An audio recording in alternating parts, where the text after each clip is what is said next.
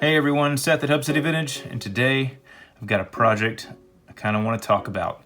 I recently received this watch in from a client. This is a 6106-82-17, and if it looks like a military watch, it kind of is.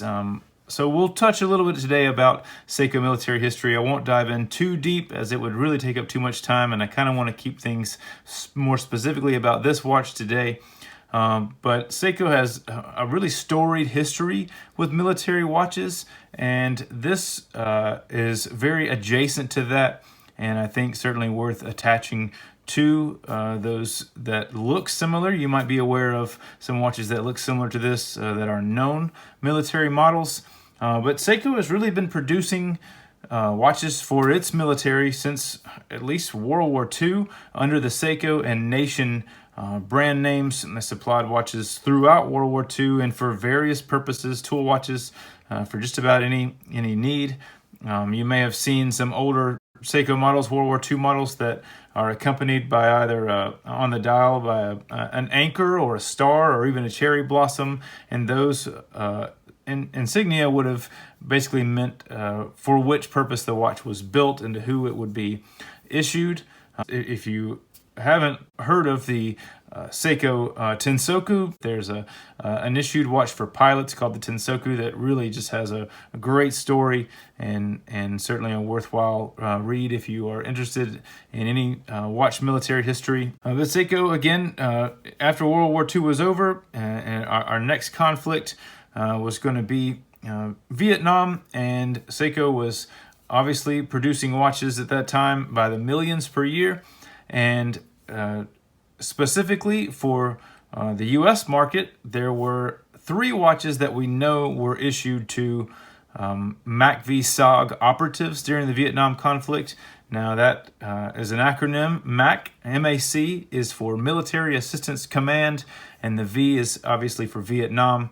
SOG or SOG is going to be Studies and Observations Group. Now this was a sort of a clandestine group headed up by a man named Ben Baker, who was the head of CISO, CISO, Counterinsurgency Support Office, and his job was supplying members of that SOG group with items, whether it be knives, cameras, here specifically watches, that would be sterile or non-attributable. Lots of times those guys were going into areas where they might not be supposed to be found, and so it was important that they not have any identifiable markers on them, so watches were not kept watches were kept sterile rather than having specific issue numbers on the back of them. Now if you've seen any sort of World War II watches or World War I watches that were produced in the U.S. by brands like Hamilton and Elgin, on the case backs, you'll notice right away that they have their GI numbers, serial numbers. They're obviously military watches due to the engraving on the back.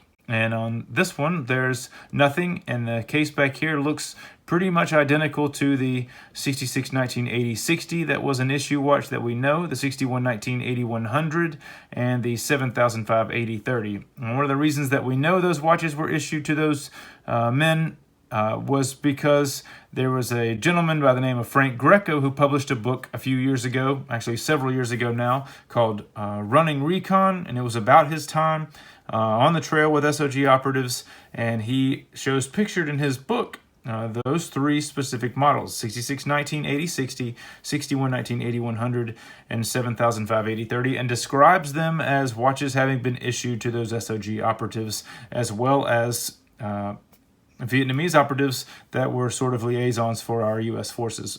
This watch, again, well, we'll see. The date on this one is from July of 1970, and of course, history tells us that Vietnam was still in full swing for U.S. forces at that time. I think that our SOG operatives stopped working in about 1973 when U.S. boots on the ground were being pulled out. The conflict continued till about 1975, but we were no longer a part of it after about 1973 and since about 1964. So it's obviously it's plausible to think that some of those men may have worn this watch, even though it is not pictured in that book.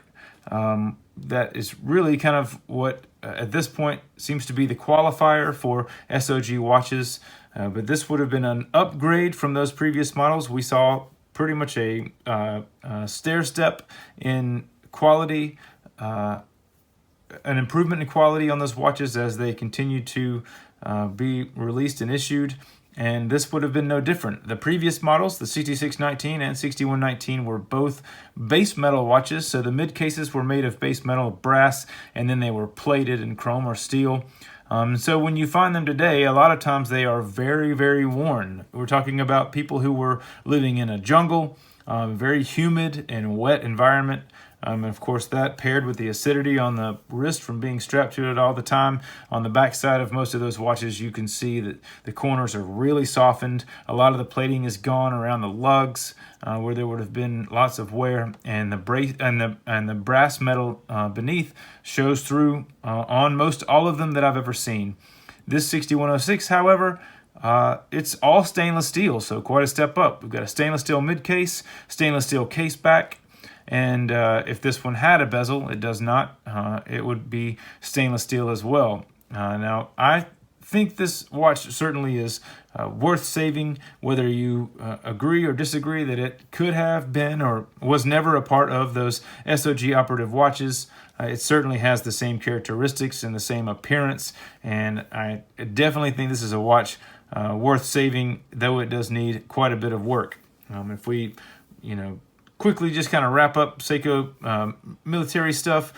Beyond these watches, in through the 80s, Seiko was kind of one of the watches that they're known for militarily is the RAF models, and that includes the 7A28 and 7T27 chronographs, as well as later Pulsar model field watches and chronographs. So really, just throughout history, Seiko's kind of had a tie to military. They are great watches. They are built to withstand whatever you can basically throw at them. So it's no surprise that they would still be found today after having been through such a rough conflict environmentally.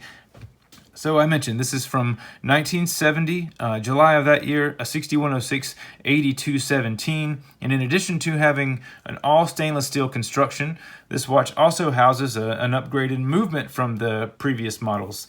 Rather than a 6619 or a 6119, we jump to the 6106 movement for this watch, and it is an improvement if for nothing more than it offers hacking seconds, which to military personnel is quite important. Being able to synchronize watches with teammates is something that you really can't compromise on if you want everybody to get to where they're going at the same time. And it also has quick set of both the day and date, whereas the previous 6119 was a semi-quick set day and just a quick set date. You can see that this is carries the DX insignia here on the bottom. So for models under that subheading, that DX was sort of a shorthand for deluxe, meaning it had that typically at the time that 6106 movement, and again offered things like treated dials and hacking seconds and all stainless steel construction. It was certainly a step up from the other baser models of that era. So now that we've shared a little backstory on this one, you can certainly understand why we think it's deserving of a full service and restoration. And in our next video, we'll do a full breakdown of all of the components and see just what it'll take to get this one back into rotation. If you've enjoyed this series so far, give us a like below, or even better, subscribe to our channel. And you can also join us over at Patreon, where $7 a month gets you access to exclusive content, comprehensive rundowns of our upcoming inventory, and more. Thanks for watching, and we'll see you on the next one.